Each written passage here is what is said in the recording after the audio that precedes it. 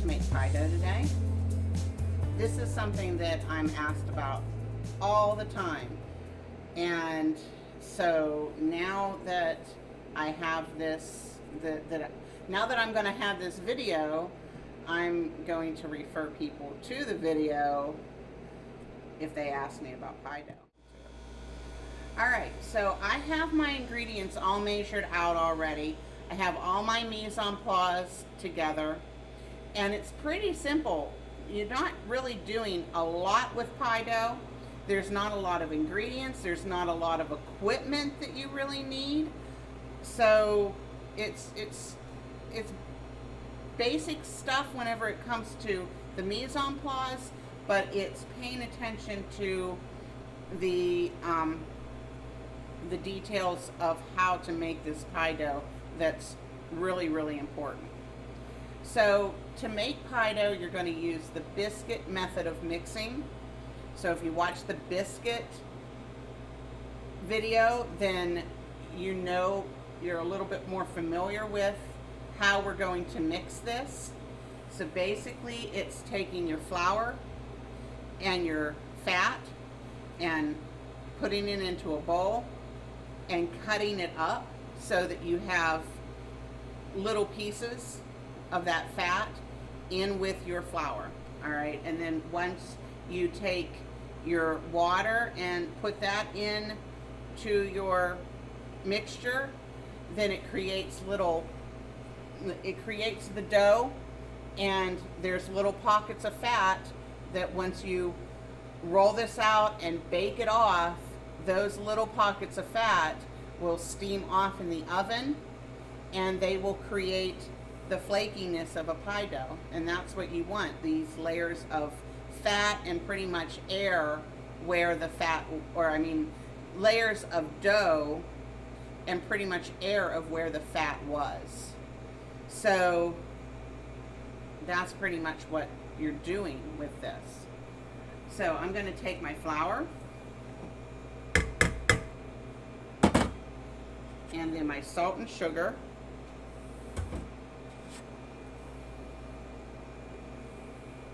and put it in there.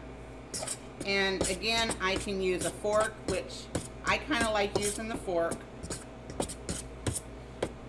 or you can use the pastry cutter, one or the other. So now I'm going to take my butter, and as you can see, I've cut up my butter into pretty much a medium dice, and it's cold. The butter is definitely cold, and this is a whole pound of butter.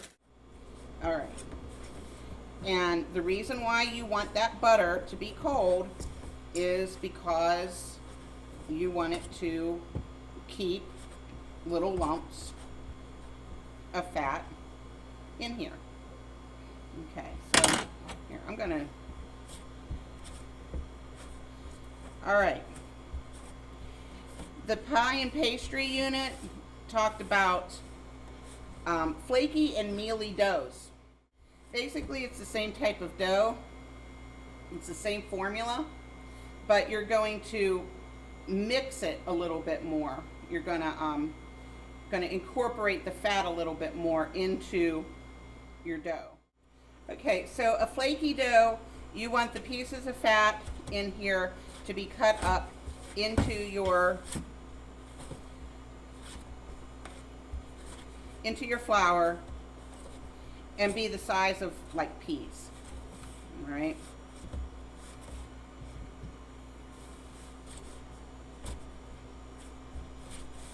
And this can be a little bit difficult to do because that butter is hard, but that's what's going to give you the flakiness that you want out of your crust.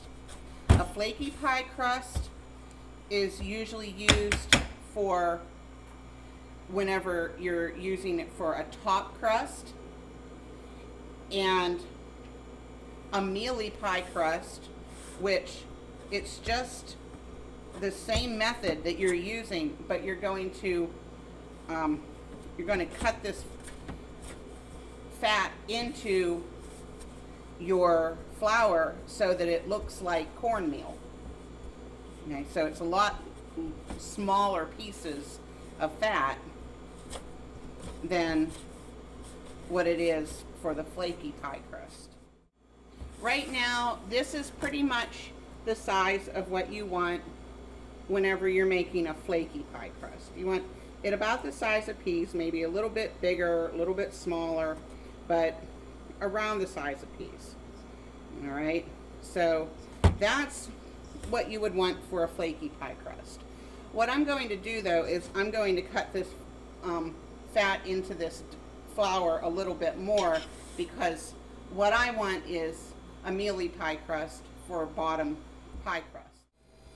After working this for about 5 or so minutes, I've gotten this to a pretty good mealy pie dough now.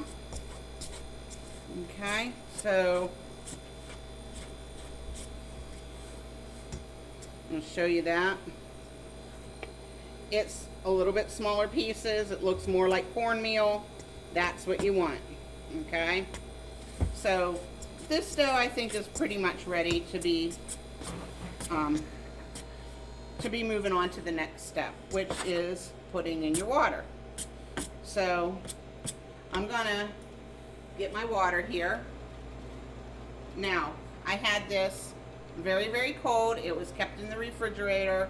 In fact, I put it in the freezer for a little bit. It has some ice in it, but that's okay. The ice will melt, and the water being cold will keep your fat intact. So you definitely don't want to use warm water, and I would use cold water. You want to use the cold water.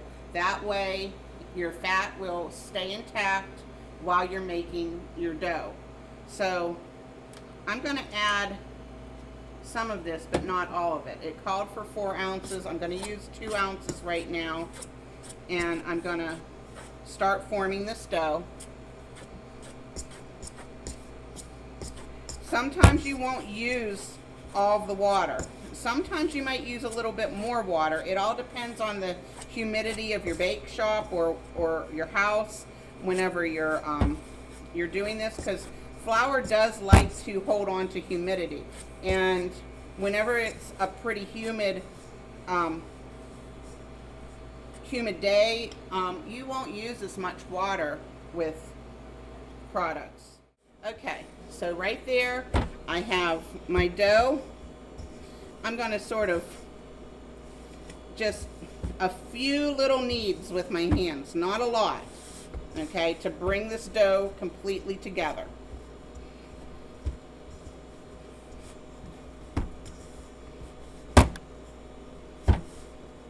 Most of that dough was mixed with the fork or the pastry cutter. Okay, so now we have a dough that is not sticky. It's a nice consistency. And what I'm going to do now is I'm going to put this dough, I'm going to wrap it up into some plastic wrap, and I'm going to put it in the refrigerator so that I can make it a little bit more manageable. If it's cold, it'll be a little bit more manageable to roll out. Also, with the dough, you want it to rest a little bit in the refrigerator so that the water gets more evenly distributed than it is now. So as it sits in the refrigerator, the water will seep in and distribute a little bit better as it rests. So that's what I'm going to do. I'm going to put this into some plastic wrap and then put it in the refrigerator, and then we'll come back and we'll roll out the dough in another video.